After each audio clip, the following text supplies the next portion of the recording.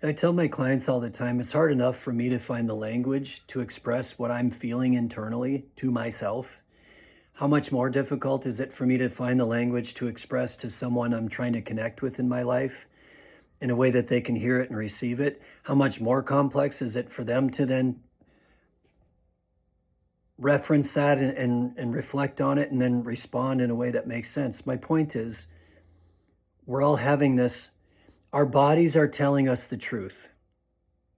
Our bodies have profound wisdom, and our instincts and our intuitions and our sensations and our emotions are telling us the truth of what we are experiencing.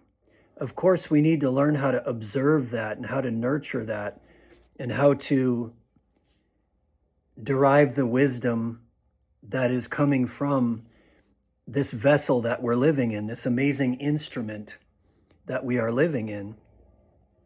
But what I observe every single day in every single conversation I have is that people have been convinced that there is something wrong with them, that there is something inherently wrong with them because they're experiencing depression or anxiety or PTSD or anger or sadness. Almost every conversation I have inevitably ends up with, you are experiencing completely natural and normal and reasonable emotions in the context of a sick, pathological, upside down reality. And that is how our society works.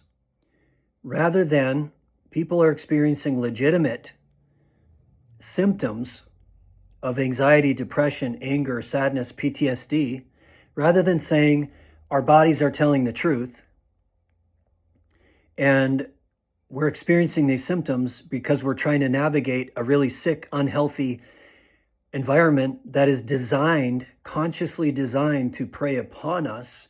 Instead of us having that awareness, what we do is we are trained, we are taught, we are pathologized into believing that there must be something wrong with me as an individual. Everyone else is okay.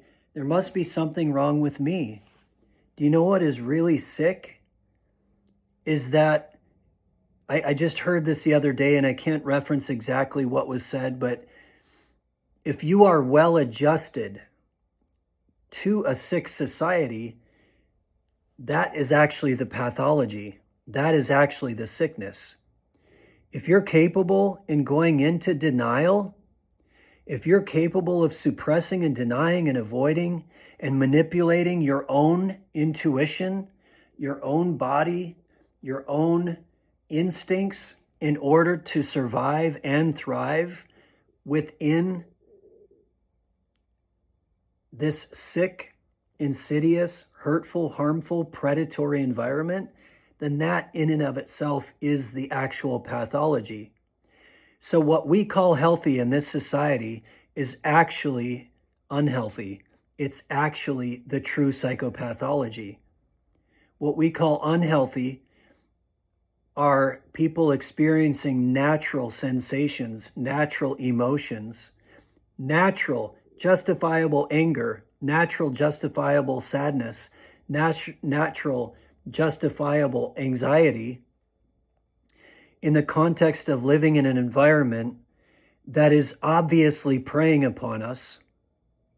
But guess what? If you say ouch, if you say please stop, if you try to hold them accountable, if you try to express or to act out your reasonable emotions, you are punished and you are pathologized. Both for-profit industries.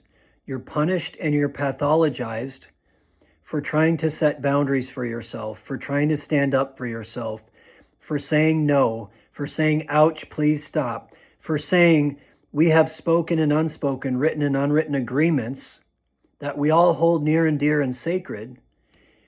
And when you try to hold them accountable to those agreements, you are judged, you are punished, you are pathologized, you are quarantined behind the guise of the paradigm of medicine or sickness.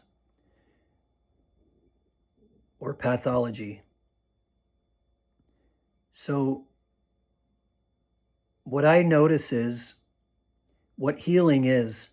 I get to observe people healing. Healing is surrender. Healing is letting go. Healing is a revelation of pure love. What remains, I actually believe this is what the New Testament is about. What remains when you surrender anger, injury, story, delusion, denial, what remains when you stop going into denial in order to be accepted and in order to thrive in this sick environment, what remains, what is revealed is love. What is revealed is connection. What is revealed is a universal sense and connection to oneness, what we call God, what we call Christ. We fight, and then we're manipulated. We fight wars over what we call it.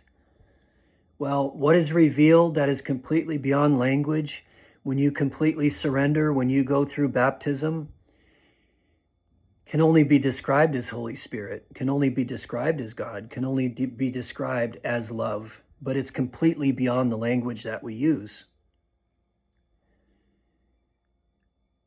We are universally experiencing a collective depression because our collective anger, our collective sadness is completely denied, it's completely punished, it's completely pathologized, and we're told that we are sick and wrong for trying to hold our abusers accountable. What that turns into is collective learned helplessness. What that turns into is collective depression, and that's where we are as a culture right now. Your emotions are not wrong. Your anger is not wrong. Your sadness is not wrong. Your anxiety is not wrong. But you got to find a way to grow through that and to somehow synthesize that into action, into clear daily practice. That's all.